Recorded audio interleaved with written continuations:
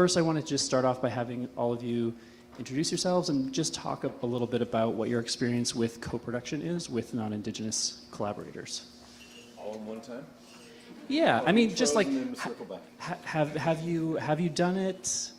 You don't need to give us a lot of details, but just like what your basic experience is. Okay. Tansei, good morning, everybody. My name is Shane Belcourt, and I'm a filmmaker that works in documentary and in drama.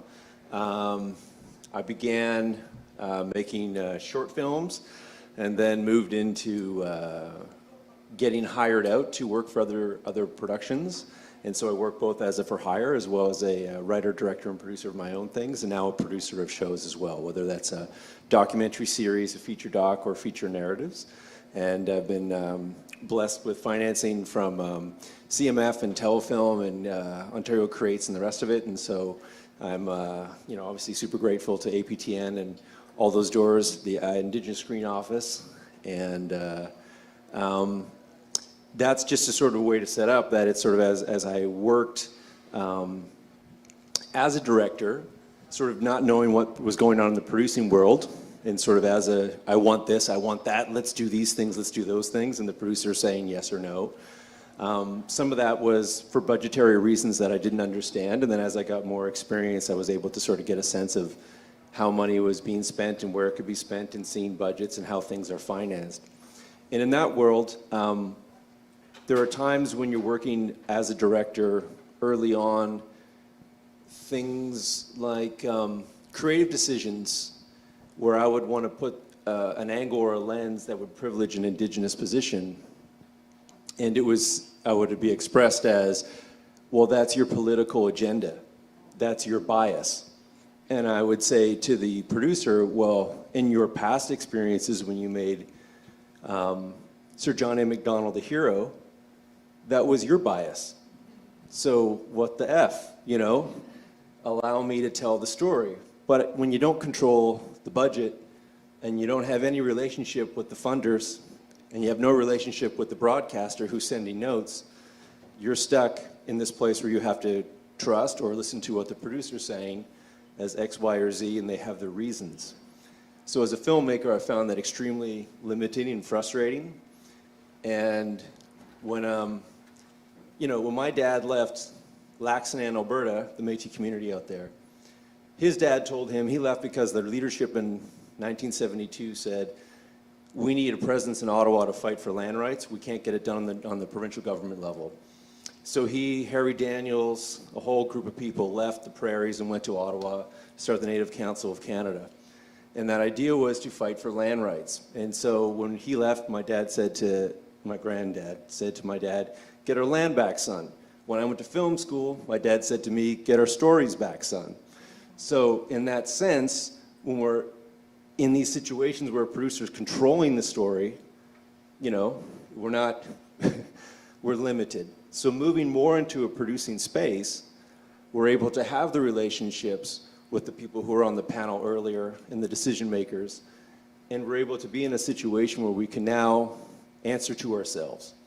And the difference of those two things, I'm sure anybody who's been for hire or who's not been for hire, where you control, it's not just controlling the purse strings, it's controlling the narrative and the authorship of that thing and positioning. You don't need a Tom Brokaw character to lead us through the story. Like, those creative things are very central to it, and how every decision's made. Things about how do you fund an elder? How do you fund the community? How do you go in the community and have ceremony with people? We just went through a development with a narrative series where we wanted to have a sweat as well as meet with community members on a feast. That doesn't normally fit into qualified or allowable expenses within a development budget.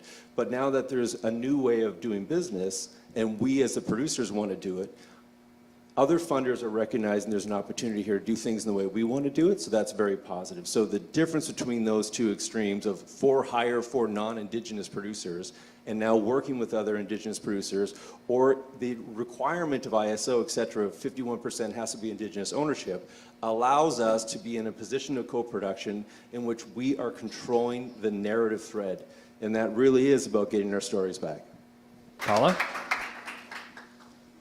Hi.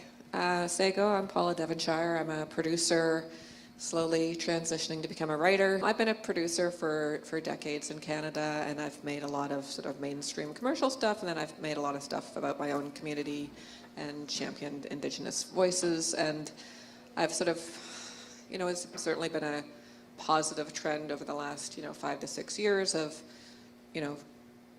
funding programs that require Indigenous ownership, and that has really made a big difference, because I've certainly done the projects earlier in my career where I was a minority producer on an Indigenous story, but then, certainly in the last 5 years, I've insisted that I always had, or between my group of partners, that we had 51% or more ownership of the project. And that has made a huge difference. Like as Shane was saying, I was part of that writing room and we had the Sweat Lodge, and it made such a difference to go into telling a story that had a very hard, difficult emotional core, that we were all able to prepare ourselves mentally and physically for that week that lay ahead of us, that was going to be a really, digging deep into really heavy material. I had a similar experience on a project that I was the creator of last year, where, going to the broadcaster, normally you'd be in a position where you had to have a certain number of writers in your writer's room that were tried, tested, and true, decades of network approval writers in the room. And I said, but, my show is about a police force on a northern reserve, and I want people who are writers who grew up living on reserve, because I grew up living in Toronto, even though I'm Mohawk and my family came from a reserve, I have an urban experience, so I really needed to have writers in the room that could really speak to the part of the story that I could not. And I think years ago that might have been a problem, but now broadcasters, in the same way that happened for the other project, they were like, oh yeah, of course, yes, of course you need those voices to help make the show authentic and speak to the story authentically. So there has certainly been positive change in that area. Great, thank you. Tanya? Hi, I'm Tanya. I'm a producer based out of Winnipeg, Manitoba, and I've been producing documentaries, documentary series, feature films, and television series for over 20 years, and have done a number of co-productions in that time. So domestic co-productions, between Manitoba and another province, Ontario, Alberta, and some international co-production through a development process, having an international co-production partner, and in a production process, and having co-produced on a documentary, on a TV series, on a feature film, so across all formats, experience with co-production. And it is hard when you have, we're trying to maintain control of our stories, and having a non-Indigenous co-production partner, it does produce some challenges, and I think that's part of what we're here to talk about today. Yeah, for sure, and it's great that you kind of set the table and talked a little bit about how things have changed, and we're moving into a world where a lot of Indigenous productions, well, certainly if they're going to be considered an Indigenous production, there's 51% Indigenous ownership and creative control that's required.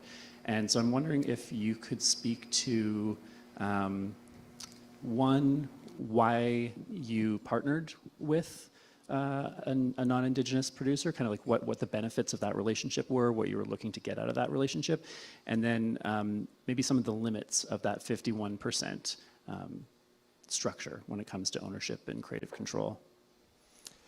So in the resource extraction industry, there is the term of duty to consult. So if you wanted to put a mine in a northern community next to an Indigenous community, you had to have a duty to consult. And the duty to consult process was basically, let's have a meeting like this, I'll present a PowerPoint, you will say, don't do that, it'll pollute the waters, and et cetera, et cetera. And I have now consulted with you, I've made notes of what you've said, it's in our appendices, and therefore you've been consulted, and we're still gonna build the mine, but you've been consulted. So that's the risk in this similar kind of extraction resource community of our stories, right? Is that, hey, I'll hire you on as a consultant. I'm doing a film that is in your community, so come on out, consult with me, and then I'll go off and do whatever I want. Now I've consulted with you. You don't get the edit, you don't get the casting, you don't get any sort of say of what's going to happen or how it's going to be released. I don't care if you're going to try to reach out to the release of the film and put it in communities afterwards. We're not going to pay for that. We're not going to bring a busload of people from 6 nations into the Toronto screening so that they can see the film. All these things are off the board, but I've consulted with you, so you're out. So the idea with the 51% co-production ownership is now you do not have this position where you are just consulted and pushed to the side. You're not there to facilitate their access to our story. So that's the big difference that's happened with that 150% note when you're going into the funders and you're making the application. And when you're in that relationship now at 51%, you're in this great position to sort of, you control everything. Everything is now your final say. What happens with the co-production, which is really great, now I've found this as myself in terms of like the glass ceiling of a filmmaker turned into a producer is, I don't have tons of money. I don't have generational wealth. I don't have an experience with even how to manage money. So these kinds of things are new to me. And how do you do that? Well, a production company that has a staff, that has multiple positions, that has cash flow. So for the writing room we just noted before, it's like about, the first thing was about like $70,000 of travel, the room, the writers, the food, everything else. Now, when the broadcaster is finally able to issue that check to us, it's way later than when we need the room to start to meet the deadlines. So how do I come up with $70,000 cash? And that's where the co-production company, we're working with Sphere on this particular project. They're a larger company with international productions, and they have the cash resources and the flow to support that and to support the control of the story. So the thing that's interesting too about some of the how things are coming diverse at the sort of broadcast and funding level, things are also more diverse within corporations that we would now partner with. So there's an easier way to have an understanding of working together and having that sort of narrative sovereignty. So that's something that we've been able to do. So, in the co-production model, how we find somebody and how we met with a variety of people. A lot of people say the things you think you want them to say. And from experience in the past, not everybody, when it comes push to shove, they want you in the back of the bus. They want you to be at the back of the minivan. It's their driving, it's their journey, it's their narrative of making this story, not yours. And you got to kind of find the signs, and it's hard to do. And what we did is we just went slow. Meet with people, meet with them, discuss more. What about if this scenario happens, if that scenario happens? How would you normally in your organization handle these questions? And that was so it's a long process as opposed to a short one. Tanya, I wonder if you could speak to the limits of the 51%. Yeah, I think, the 51% is a great mechanism for trying to maintain that control, but it doesn't always play out like that in production, and because you're coming together in a co-production situation for different reasons, right? So sometimes we're originating the content, but it's at a budget level that our funders say we need to have someone with more experience come on board as a co-producer or executive producer, or someone who has deeper pockets than we do.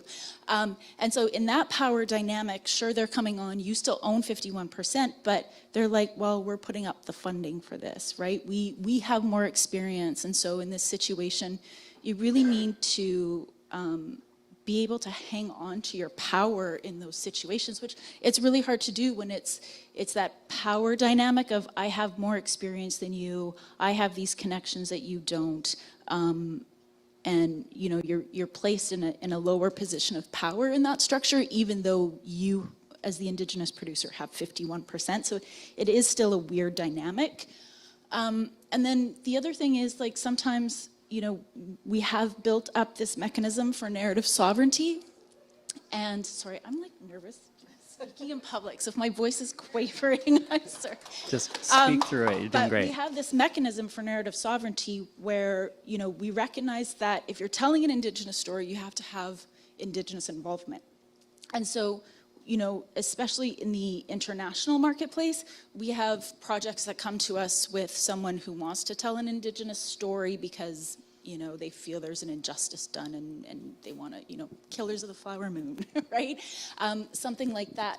And so I think the biggest thing is you have to take the time with those people, because in those situations, yes, we explain that in our system, this is the mechanisms that have been built up to protect our ownership of our stories. But already they're coming with a certain level of, I've already developed this to a certain point. Like, I feel like I have ownership of this story, even though they don't. And so it's just navigating all of these relationships and these dynamics and still trying to maintain your power in those situations. Does that make sense? For sure. I'm wondering, Paula, if maybe you could speak to some of those specific mechanisms for kind of maintaining your power or position in a relationship, because you've had a lot of different co-production relationships that have looked a lot of different ways over the years. So maybe for those, you know, creators and producers in the audience, where are those moments where you can assert yourself? Yeah, well, I was just going to speak quickly to what she said. I just recently, very recently, a couple weeks ago, had someone who was in a program in Europe, and they had met someone, I'm not going to name any names, but were really keen on an Indigenous story in a book that they had optioned, and it was all the creatives on it were Europeans, and they had heard about me, and so they knew that this person knew me, and they said, could you get this to Paula and see if she'd come on board as a co-producer from Canada? And then I'm like, okay, fine, I'll look at it. And I read the lookbook, and then I got to the director's vision about how she grew up loving Indians and wore headdresses as a kid and all this stuff, and I'm just like, oh my God, do people still not get it? Like, this was a couple weeks ago, and I'm just thinking, I get like a couple of those a year, but this one was pretty bad. So I wrote them a very long email as to why I would not be involved, and why they should not be making this project, or if they were going to make it, they should involve creative people to help them tell the story, not just as consultants, but as actual real partners. Anyway, so I'm sure we get all of those all the time. Probably got the same project. Because that's another thing. A lot of these projects, they'll come through, we get the pitch, and it's like, okay, you can see the red flags. There's problems. And so you decline the project, and then they just go to the next Indigenous producer down the line until you get to a partner, or till you get this yes, okay, I'll come on board your project. And that's another whole other issue. That's a whole other issue. Yeah, it's interesting. It's really, as I was saying, evolved through the years, because I have a lot of experience as a feature film producer. I've been doing it for decades now, and I feel like even though I am a one-stop shop, I am a single-purpose producer, and I produce films by myself, and I do my own tax credits and do all those things, and all the things Shane was saying. It's so lovely to have a company do those for you. And I can manage that on a feature, because a feature is very different than TV. And certainly, I've done a lot of Indigenous films with other Indigenous producers, and we've just done it within our little collective. But certainly, I can always learn something from people, and the reason that, I would have gone down the road of working with non-Indigenous partners on television projects is because of that kind of reach, that kind of support. But I think it's all about having the conversation first and finding the right partners, because there are great people like Sphere. Like, I had a great partner recently, and we were developing something with APTN and Crave with Blue Ant Saloon Media, but they were very clear from the beginning. They're like, well, of course you're having 51%, and of course you have total creative decision-making control, and of course we have all these wonderful business affairs people that are going to help do all the budgets. And I'm like, wow, this is great. So when it works, and it can be really wonderful to have those people who have greater reach than you, who have TV connections in the US and international connections, and they can get you into those meetings that maybe I, as the independent domestic feature film producer in Canada, don't have in television. So that's certainly why I've done it. But yeah, I think it's really that due diligence of just, asking around, or knowing who you're getting into bed with, and knowing that those people can be trusted, because certainly we've all experienced the other side too, where if you don't have control, or people sometimes realize that with the, CMF has a really wonderful Indigenous production program and development program, and they know that it has to have Indigenous ownership, but sometimes you will get non-Indigenous producers coming to you saying, can you access this if we partner with you? Because they know it's a more easier stream of access. And the same thing, with some of the telefilm programs or Ontario Creates Diversity programs, they know that if it comes in as a diverse project, you know, the line for funding is shorter, and it's like your spidey sense goes up immediately of like, what? Why do you want to tell this story? Like, why is this important to you? Well, and on the funder side, often that's a myth, because if the project isn't genuine, and usually you can see right away that it's not, the line for funding is not in fact shorter, and it is just as difficult to get funds, if not more difficult to get those funds, if people on the funding side are reading a project and they look at the collaborators and it doesn't make any sense. And they're like, okay, well, this is not really coming from the community. And then it ends up in the no pile pretty quickly. I'm wondering if you could kind of talk about like best practices for building that partnership, because as a broadcaster, we often see brilliant creative that's coming in from Indigenous creators who are really connected with community, and that's what we want them to focus on, because that's it's that vision and connection and storytelling mind that, as a broadcaster, we want to be in charge and driving the ship, but we also want there to be a solid company on the business affairs side to be handling all of that other stuff, and for the creative folks not to be kind of distracted by all of that. But it's up to those co-producers to manage that relationship and describe what that relationship is going to look like, so everyone has the confidence that they're moving together with the same expectation from the beginning. So I'm wondering if you have any kind of tips and tricks for building that relationship. Have you ever done a memorandum of understanding between the two companies to talk about the way that you're going to relate to one another, in addition to any ownership divisions? Because that 51% is it's a very blunt instrument, and it doesn't really describe what that process of working together is going to be like. Yeah, I mean, we've implemented a cultural code of ethics into all of our co-production agreements that we do now. That basically lays that out. So it lays out how are we going to work together, what are the mechanisms for when it doesn't work out. So that can be anything from, incorporating ceremony into reconciling when things aren't going well. So that's one thing that we've done. And another thing that I think we'll probably implement going forward with the Shine Network and National Screen Institute launching the online PACT course, that will be something that we'll likely look at, saying, okay, show me your PACT certificate. Show me that you've at least done the minimum work of making yourself culturally competent for the screen sector before we start any sort of conversation about a project, right? I mean, right now, we usually, when something comes into us or we have a co-production, potential for a co-production with a non-Indigenous partner, we do send them the Pathways and Protocols guideline. And now taking it a step further to say, okay, once you've read this guideline, tell me how you see it in relation to the project that we're going to be working on, because it's one thing to send it out, but you don't have any way to know if anyone's actually read it or thought about it in context of the project that you're going to be working together on. And I think, to Shane's point, taking that time to really build that relationship, because a lot of times co-productions, you don't take that time, right? It's based around funding cycles a lot of the time, right? It's like, we have this development deadline coming up, and we have this project we want to work on together, and or production funding cycles. So I think a big thing is just taking that time. Paula? Yeah, I think it's, like as you say, it's all well and good to, it's amazing that we have the Pathways and Protocols document, but, you need to give people a quiz and go, did you actually read this? It's one thing to attach it to an email or attach it to a call sheet and say, we want everyone to read this.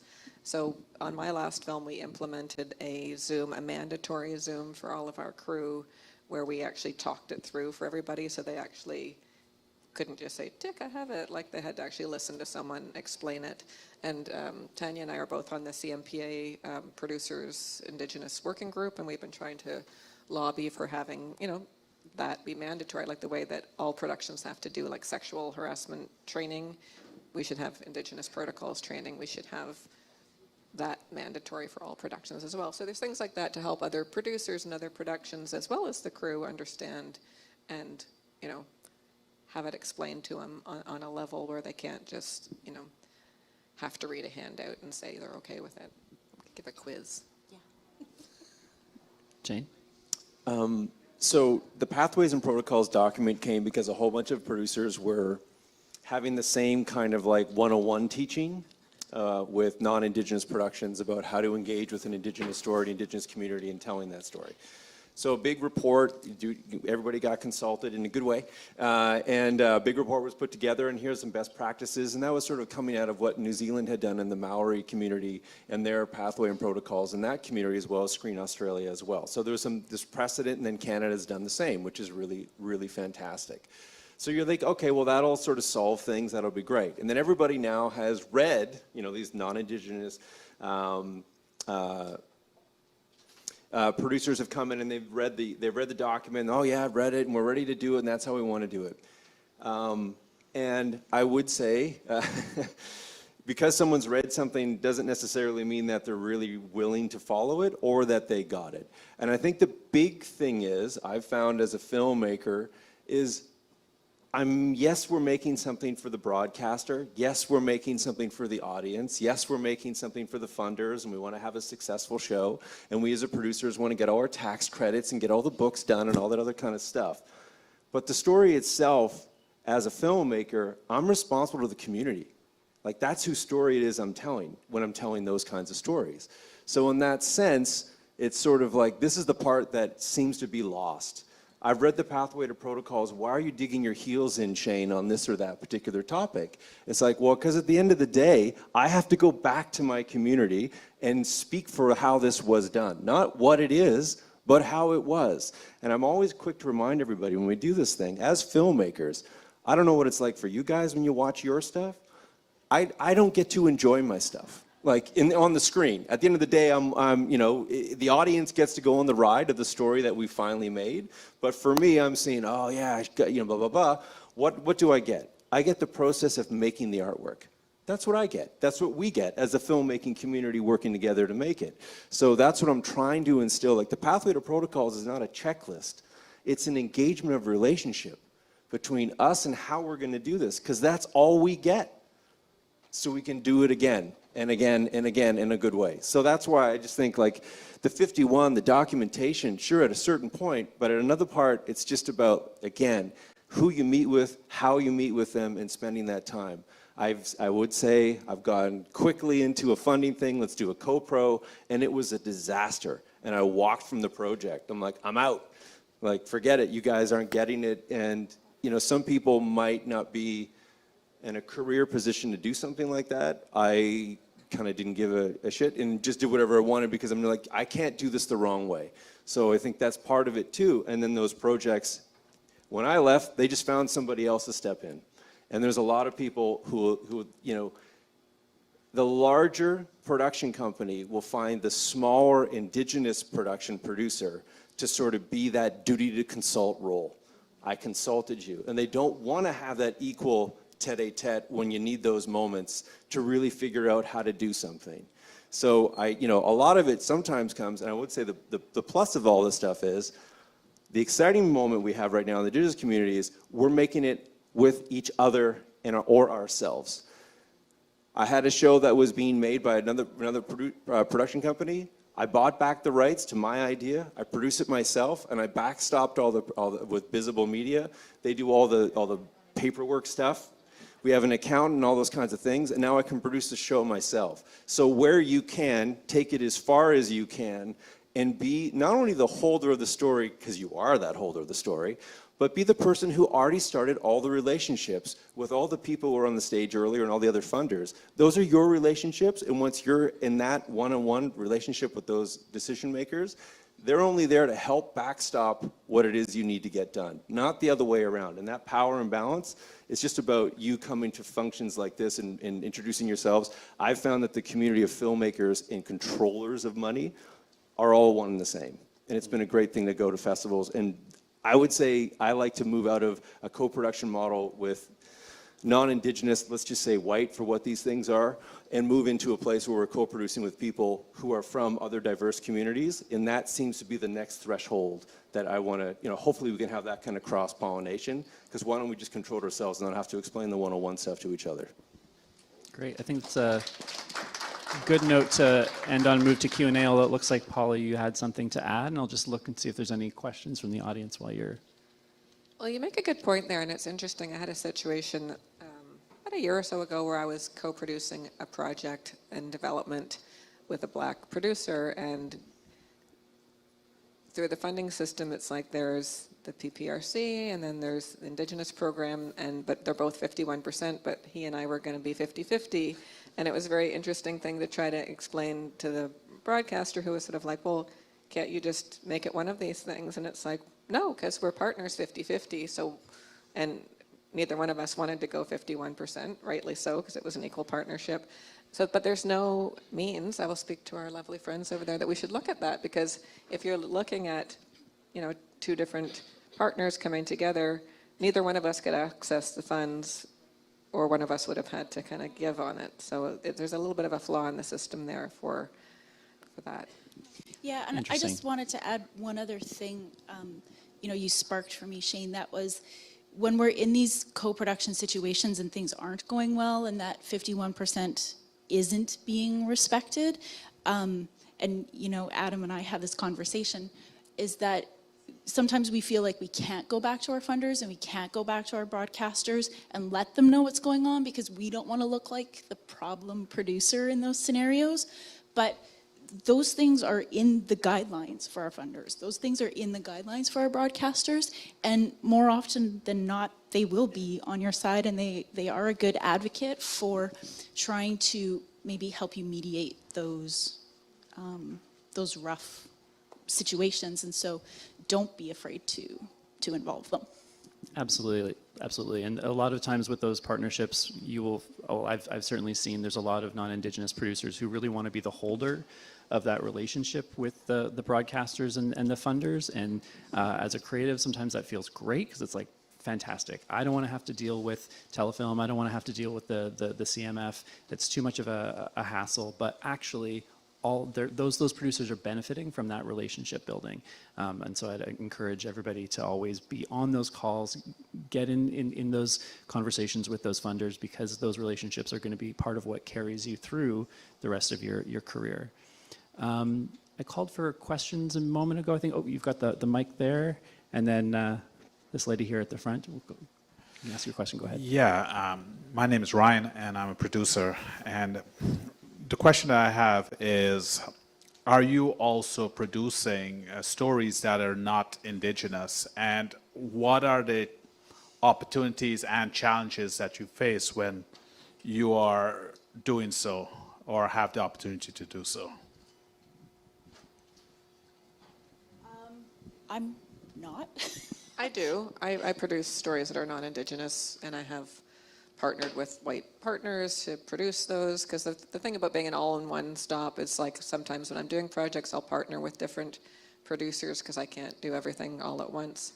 And those challenges are just different challenges altogether in terms of, funding and international markets and attaching stars and all all those standard problems we all face, but we don't have this extra layer of stuff we have to navigate for Indigenous co-productions. But yeah, I do, I would say 30% of my slate is non-Indigenous productions. Mainly female-focused productions, though. Okay, great. And we've got another question up here at the front. You mentioned that the broadcasters have guidelines and that they're in their guidelines to support you. I would suggest that you read the COLs in particular, the conditions of their license, because often they have made promises to the CRTC that they're going to do work with Indigenous people, and then they give the project to a woman, a white woman, and they have Indigenous apprentices. And I was a broadcast executive at Global at one point, and I tried to alert an Indigenous producer of this, and she came to the meeting with a white producer, and I just felt really like I couldn't speak freely about it, you know? But the COLs of, I think it was Can West, include an Indigenous series that was promised to be a co-production between APTN and Can West. Then Shaw came and bought them. All the COLs all those benefits were being transferred over, and it's probably long gone now. But I think that, you know, as producers, you just want to be on top of that and make sure that it's being executed properly, because people will steal your shit, you know, just like that. They'll self-identify and steal your shit. They'll, you know, whatever. So just be conscious of that, because it's really, really important. Yeah, and I think that goes to the point of, you know, we have these, like the CMF and Telefilm, ISO, all have clear guidelines about the 51% ownership and what that means. It means financial and creative control. And just to go back to the point of, you can include your broadcaster in those conversations if that is not being respected in your co-production. Or to go back to the funders if it's not being respected in your co-production. Because it's clearly in their guidelines that this is what the ownership structure is supposed to be. I mean, the ideal is that you want to not get into that situation in the first place by doing that work at the beginning to build that relationship, to make sure you are on the same page as far as, you know, what does this structure look like? What does it mean when we're talking about all those decisions? And, you know, if you're bringing on a partner because they have more experience, well, what does it mean when, you know, we get into certain situations? Really taking the time to plan that out and talk about it ahead of time so that you can avoid getting into those situations where you're giving up your power and agency in these co-productions. To that point, I'm just wondering about how involved you three are with lawyers. On the funding side, I've seen a lot of these issues come up immediately after a contract has been signed. And there will be a creator, a producer who signs a contract, and then they say, oh, I think that I might have made a mistake. And the answer is always yes, that you did make a mistake. That line in the contract does say that. So I'm just wondering, do you get everything vetted? Do you recommend that everybody get everything vetted? Are you just real smart and you vet your own contracts? I do get everything vetted. I have a really great lawyer that I've had for 20 years, and I know it gets pricey, but I get him to look at everything, because like the cost of not doing that is so much worse. I also, now that I'm writing, have an agent, and I get her to look at everything too, just because, you know, I've looked at a lot of contracts, but there's always like you say, the fine print that can just slip past you if you're not like reading everything, or the tricky wording. So I usually try to get everything like double vetted, actually. Great. You guys? Yeah, we have an entertainment lawyer, and sometimes she scolds me if I don't run something past her that's like pretty boilerplate, but it is an expense, but it's definitely worth it to have a lawyer who's looking out for your interest. Not, because that's the other thing in co-productions, is you might have a global production lawyer, but it's important to maintain your own lawyer because they're looking out for you, whereas your production lawyer is looking out for production, and maybe your partner, if they're like, oh yeah, we'll bring on our lawyer to look at this stuff, it's important that you maintain your own lawyer in that situation because they're looking out for you. I also took a course in entertainment law recently because I just wanted to understand the contracts better myself. So there was like a week-long course. So it wasn't like super in-depth, but I now have a certificate in entertainment law. So All right, so hire Paula as your I highly recommend that. lawyer surrogate. I get lots of people asking me to look at their contracts too, because it does get expensive, you know. So sometimes, you know, it's better to have an agent in some ways, because then the agent can serve that purpose, because you are a writer, director, producer, but you also have an agent now that can look at things and help you vet those as well. Cuts down on the costs. Yeah, I mean, it's like, to me, it's similar to the pathways and protocols discussion. Like, it all kind of becomes the same thing over and over again. That it's where yeah, you can read the contract, you can get it all, it's clauses changed, those kinds of things, or maybe you get a contract and then nobody will allow the changes to happen if it's like for a bank loan or something like that, on and on and on. But when it comes to the co-production, question, it kind of doesn't matter. It does matter, but the relationship itself is what actually carries the day. You can say, oh, you're breaking a clause of a contract, and my lawyer vetted this contract, and blah, blah, blah, and now you're just going to spend more money with lawyers and suing each other, or whatever it might be, to extricate yourselves from that relationship. But it's like, I don't know, I find that world isn't the world of what the co-pro is. It is important to have those languages and those things determined, but unless you really are coming together as two people really working together in that co-production thing, ultimately you're human beings. If you're falling behind some kind of legal document, it's just, that's already a bad situation to be in. You have to get there too, though. Sometimes if having that lawyer advocating for you helps you to ask the question of a potential partner, that opens up a bigger conversation with that partner, and through that conversation you realize, oh, this partner has a different understanding of our relationship. And so it's a great opportunity before you sign your name on the line to have that question and to draw attention to specific items in a particular contract, agreement, whatever it is, because sometimes everybody seems like they're moving forward in good faith, and everybody's friends, it's great. And then things fall apart down the road because some of those fundamental little things haven't been discussed, and that's what leads to kind of the destruction of those co-production relationships.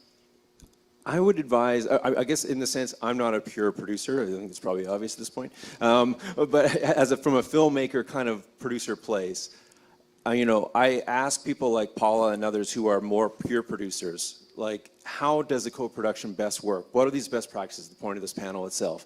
And then I go forward and I ask those scenarios of the prospective co-producing partner. Hey, if this scenario arises, how do we want to handle that? How would we work together? Do you have experience working in these situations where you acquiesce your power to the storytelling people? So those kind of things are, and so I would say that, call a friend. We've got to wrap up. We'll finish on Call a Friend. Thank you so much to everybody for coming to the panel, and feel free to ask these guys any questions you've got.